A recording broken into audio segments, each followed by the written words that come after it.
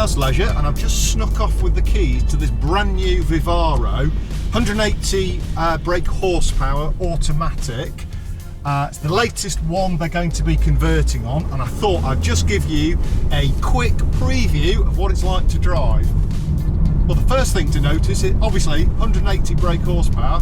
It's quite nippy, but it's not delivered in a big slug of torque.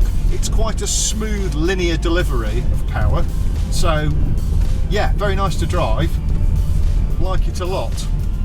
Compared to the old Vivaro, it's a lot more car-like, and I'd say it's just as car-like as the Ford Transit Custom, if not a bit more so. It's a little bit smaller on the road as well, so it does feel very car-like. Good bump absorption from the suspension, so nice compliant ride. Yeah, very car-like. I think the 180 engine, well, I'm a bit of a speed freak, that's definitely my favourite engine. The most obvious difference compared to the old Vivaro, a lot more refined. There's a lot less noise and vibration coming through to the cab. The bump absorption, road holding, and the way it feels on the road is much more sort of modern people carrier, very car-like. I know everyone says vans are becoming increasingly car-like, but yeah, if you didn't know, if you were blindfolded and put into this, which is probably not good for driving, you wouldn't know you weren't in some posh car.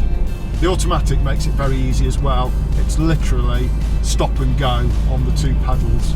So if you've never driven an automatic before, you're in for a treat. Right, I'm just going to spin around because I can't spend too long away from this showroom with this model. I think they want to convert it. It's not yet converted, so they'll be getting grumpy with me if I steal it away from them for too long. But hopefully that's just giving you a bit of an overview as to what it drives like. I'll show you some more of the details when we're parked up.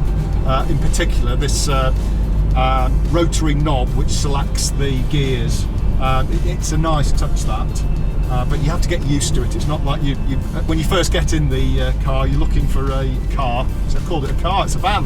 When you first get in the Vivaro, you're looking around for a lever to shove, but there isn't one. It's a bit like the new Land Rovers. You've also got floppy paddles, I noticed, so you can change up or change down.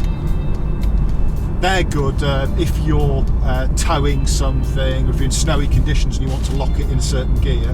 That can be quite useful for those people, those hardy all-year campers. Right, there's some bends coming up, so let's see what the handling's like. Difficult to fault, really. Very smooth on the brakes too. Some, especially brand new vans, before the brakes are bedded in, they can sometimes be a bit snatchy. VWs are particularly prone to that. But these brakes are really progressive. So yeah, nice feel to it. Right, better get it back to Wellhouse. They've got camper vans to build.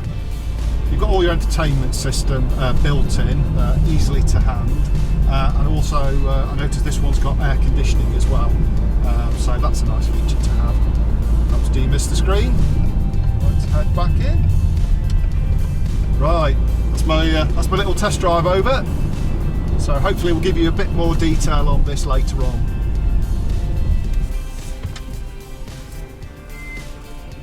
Don't hit another Wellhouse van. That would be bad.